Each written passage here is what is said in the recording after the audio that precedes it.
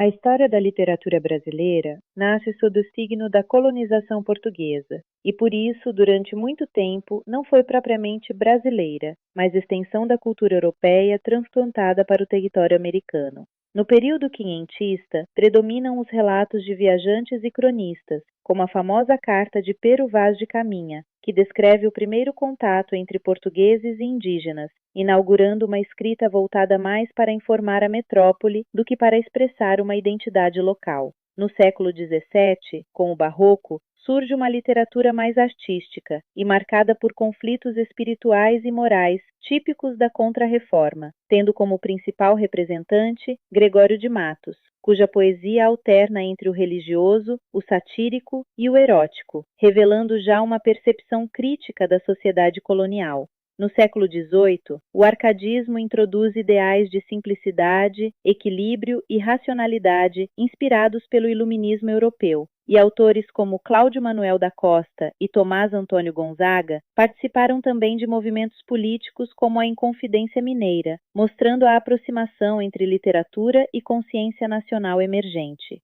É no século XIX, com o Romantismo, que a literatura brasileira passa a construir deliberadamente uma identidade própria, sobretudo após a independência de 1822. Os escritores românticos buscaram definir o que seria o espírito nacional, valorizando a natureza tropical, o indígena e os sentimentos individuais. Nesse contexto, destacam-se José de Alencar, autor de Iracema, e Gonçalves Dias, cuja poesia exalta a paisagem e a figura indígena como símbolos fundadores do país. Na segunda metade do século XIX, o realismo e o naturalismo introduzem uma visão mais crítica da sociedade, abandonando a idealização romântica. Nesse momento, surge a obra fundamental de Machado de Assis, especialmente Memórias Póstumas de Brás Cubas, que inaugura uma narrativa sofisticada, irônica e psicológica, considerada por muitos o ponto mais alto da prosa brasileira.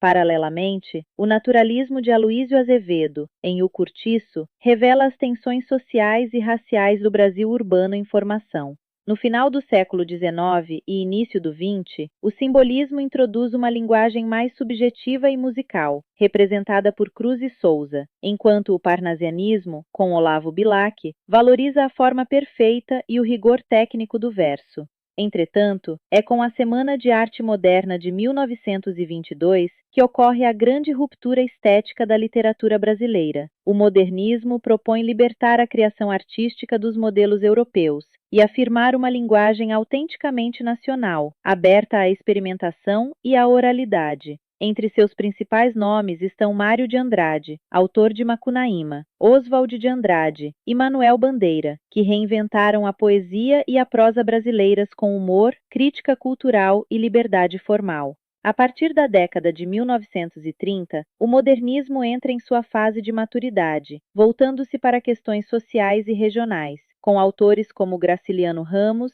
Jorge Amado e Rachel de Queiroz, que retrataram as desigualdades do país e a vida no sertão nordestino, com linguagem direta e forte densidade humana. Já na segunda metade do século XX, a literatura brasileira amplia seus experimentos formais e existenciais, com escritores como Clarice Lispector, cuja prosa introspectiva investiga os limites da consciência, e João Guimarães Rosa, autor de Grande Sertão, Veredas, que revolucionou a linguagem literária ao fundir oralidade sertaneja, invenção lexical e reflexão metafísica. Na contemporaneidade, a literatura brasileira tornou-se ainda mais plural, incorporando múltiplas vozes, perspectivas urbanas, periféricas, femininas e afro-brasileiras, revelando um campo literário em constante transformação, no qual a identidade nacional já não é buscada como unidade fixa, mas como diversidade viva de experiências, linguagens e imaginários.